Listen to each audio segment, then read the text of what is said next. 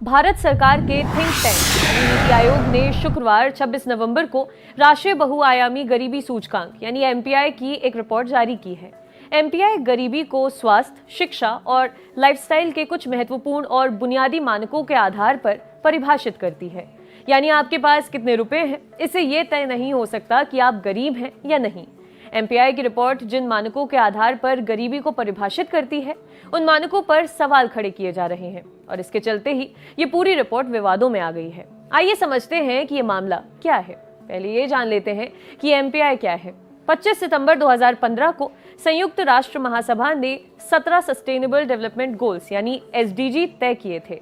SDG का सबसे बड़ा मकसद हर जगह और सभी रूपों में गरीबी को समाप्त करना है। एसडीजी में यह भी साफ तौर पर कहा गया है कि गरीबी किसी एक मानक से तय नहीं की जा सकती। इसी वजह से एमपीआई को विकसित किया गया। एमपीआई से यूएन को दुनिया भर में गरीबी की स्थिति का आकलन करने में मदद मिलती है। एमपीआई की गणना कुछ अलग अलग मानकों के आधार पर होती है। इसका एक लेखा जोखा भी संयुक्त राष्ट्र महासभा ने बनाया है। हालांकि हर देश अपनी स्थिति के मुताबिक इन इंडिकेटर्स में थोड़ा बहुत बदलाव कर सकता है। भारत में एमपीआई की गणना 12 इंडिकेटर्स के आधार पर की जाती है। इनमें पोषण, बाल और किशोर मृत्यु दर, प्रेगनेंसी के दौरान देखभाल, स्कूली शिक्षा के साल, स्कूल में उपस्थिति और खाना पकाने में कौन से ईंधन का इस्तेमाल होता है, ये सब इंडिकेटर्स शामिल हैं। इसके अलावा स्वच्छता, पीने के पानी की उपलब्धता, बिजली है या नहीं, घर है या नहीं, संपत्ति कितनी है और बैंक या पोस्ट ऑफिस में खाता है या नहीं, इन्हें भी 12 इंडिकेटर्स में शामिल किया गया है। अब सवाल ये कि एमपीआई के लिए ये आंकड़े कैसे जुटाए गए। एमपीआई की एक रिपोर्ट के लिए ये आंकड़े नेशनल फैमिली हेल्थ सर्वे यानी NHFS4 के डेटा से जुटाए गए हैं, जिन्हें 2015 और 2016 के बीच इकट्ठा किया गया था। NHFS4 का इस्तेमाल इस वजह से किया गया क्योंकि तब तक मोदी सरकार की गरीबों के लिए बनाई गई कई बड़ी योजनाएं शुरू नहीं हुई थी। प्रधानमंत्री आवास योजना, जल जीवन मिशन, स्वच्छ भारत मिशन, प्रधानमंत्री सहज बिजली हर घर योजना, प्रधानमंत्री उज्ज्वला योजना, प्रधानमंत्री जन धन योजना और पोषण अभियान जैसी कई कल्याणकारी योजनाएं सरकार ने साल 2014 के बाद लागू की हैं। केंद्र सरकार ने शनिवार यानी कि 27 नवंबर को एक बयान जारी करते हुए कहा था कि NHFS4 के डेटा से जुटाए गए ये आंकड़े आधारभूत स्तर पर हालात का सही जायजा लेने में मदद करेंगे, क्योंकि राष्ट्रीय स्तर पर महत्वपूर्ण योजनाओं के बड़े पैमाने पर रोल आउट होने से पहले के डेटा के आधार पर इन्हें तैयार किया गया है।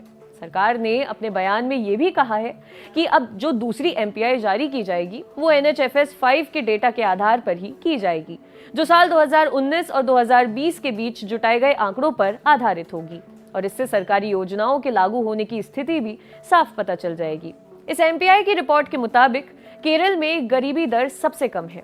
केरल में महज 0.7% गरीबी है। वहीं गरीबी के मामले में सबसे खराब स्थिति बिहार की है, जहां 51.9% गरीबी है। बिहार के बाद झारखंड में 42.2%, उत्तर प्रदेश में 37.8% और मध्य प्रदेश में 36.6% गरीबी दर है। एमपीआई की रिपोर्ट को कई लोग गलत बता रहे हैं। इसके 12 इंडिकेटर्स पर सवाल खड़े किए जा रहे हैं। इसको लेकर नीति आयोग की काफी आलोचना हो रही है। इस विवाद को उदाहरण से समझते हैं। एमपीआई के इंडिकेटर्स के मुताबिक अगर किसी परिवार में इनमें से एक से ज्यादा चीजें हैं, जैसे कि mobile phone, radio, telephone, computer, बैलगाड़ी, साइकिल, मोटरसाइकिल, फ्रिज आदि, तो वे गरीब नहीं है। यानी अगर किसी परिवार में साइकिल भी है और रेडियो भी, तो वो परिवार गरीब नहीं माना जा सकता। ठीक इसी तरह अगर किसी का घर मिट्टी, गोबर से नहीं बना है तो वो गरीब नहीं है, चाहे घर कितना ही छोटा क्यों ना हो। अगर किसी के घर बिजली आती है तो वो गरीब नहीं है। अगर किसी के परिवार में किसी भी सदस्य के पास बैंक अकाउंट है या पोस्ट ऑफिस में अकाउंट है तो वो भी गरीब नहीं माना जाएगा। अगर किसी परिवार को साफ पानी लाने में 30 मिनट से ज्यादा का समय लगता है तो वो परिवार गरीब माना जाएगा। ये दूरी पैदल तय करने के आधार पर कैलकुलेट की जाएगी। अगर कोई परिवार गोबर, पराली, लकड़ी, कोयला के अलावा खाना बनाने के लिए अगर किसी और ईंधन का इस्तेमाल करता है, जैसे कि केरोसिन ऑयल या एलपीजी, तो उसे गरीब नहीं माना जाएगा। पॉलिसी से जुड़े मसलों पर शोध करने वाली संस्था try continental institute for social research में काम करने वाले अर्थशास्त्री सुबिन डेनिस बताते हैं कि एमपीआई में दिए गए आंकड़े भ्रामक हैं। वो कहते हैं जिन पैमानों के आधार पर यह एमपीआई बनाया गया है, उससे शहरों में झुग्गी झोपड़ियों में रहने वाले ज्यादातर लोग गरीबी रेखा में नहीं आएंगे, जो दिल्ली के आंकड़ों में दिखता भी है। जहां गरीबी महज 4.8% बताई गई है। सुबिन ये भी कहते हैं कि जब NHFS 5 के आधार पर आंकड़े आएंगे तो ऐसा लगेगा कि देश से गरीबी मानो गायब हो गई, जो सिर्फ और सिर्फ भ्रामक होगा। बताते चलें कि इकोनॉमिकली वीकर सेक्शन यानी कि EWS के तहत जिन तबकों को आरक्षण का लाभ नहीं मिलता उन्हें भी 10% आरक्षण दिया जाता है। इसका पैमाना बस इतना है कि परिवार की कुल आय 8 लाख रुपए से कम होनी चाहिए। ठीक ऐसे ही अन्य पिछड़े वर्ग यानी कि OBC से आने वाले लोगों के लिए भी आरक्षण तब मिलता है जब उनके परिवार की कुल आय 8 लाख रुपए से कम होती है। ऐसे में सरकार ने 8 लाख का आंकड़ा कैसे तय किया था, इसका जवाब अब तक किसी के पास नहीं है। सुप्रीम कोर्ट भी सरकार से ये सवाल पूछ चुकी है, जवाब अभी तक नहीं मिला है।